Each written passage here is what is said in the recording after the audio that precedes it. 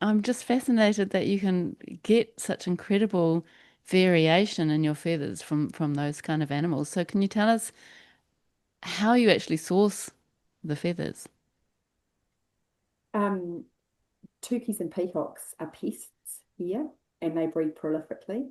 So Dave Barrett is a guy who lives in Whakatane, just one town over from me. And so if I have to buy feathers, I buy them from him. Feather Girl is his business. So he's won environmental awards for pest control without the use of poison, because if the birds breed prolifically enough, the regional council used to poison them. So Dave hunts the birds, and then they can be eaten, and he'll sells the pelts or loose feathers. I also have people, farmers will ring me up. Fiona, I've got two peacocks. Who do you want them? So Really? that that's that's the least glamorous side of being a feather artist, is skinning the birds, but needs must. So people ask about that too. And so if the bird is in good condition, I will skin it, because then the feathers are like filed. They're kept in order. Yeah.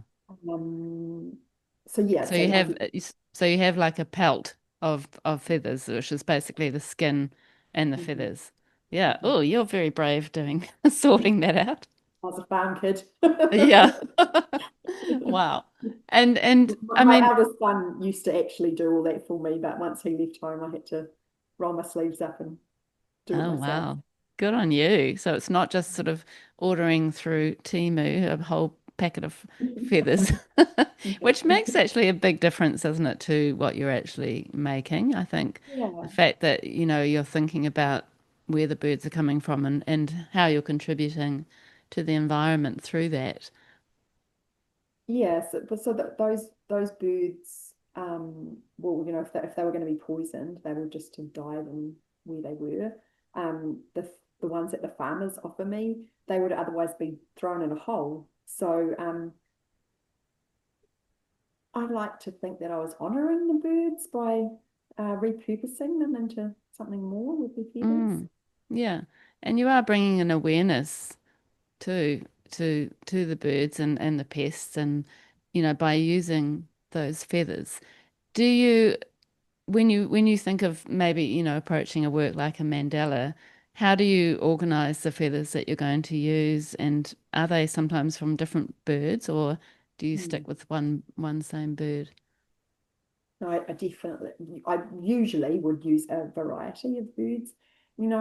Feathers are so beautiful that how could I go wrong? They are so beautiful.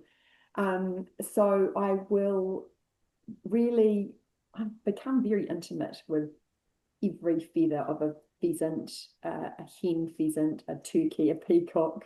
So I have got a really good idea after all these years of what of how the feathers work together, and each piece builds on the next piece. With the mandalas, for example, I learnt, when I've stood back and looked at a completed piece, I really like what's happening there. I'm going to explore that some more.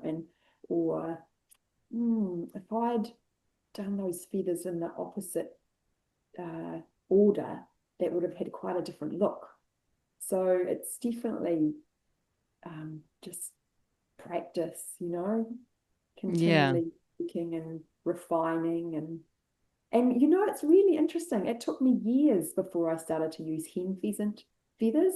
Initially, I perceived them to be dull and pretty boring. They're the very muted sort of tones. But now they're my go-to in many scenarios, because I can get such incredible shading from them. So that's Mm. why I'm using the sky for the landscapes, or I'm using them at the moment for the repeating pattern works that I'm doing, to explore getting some almost three-dimensional effects to the works.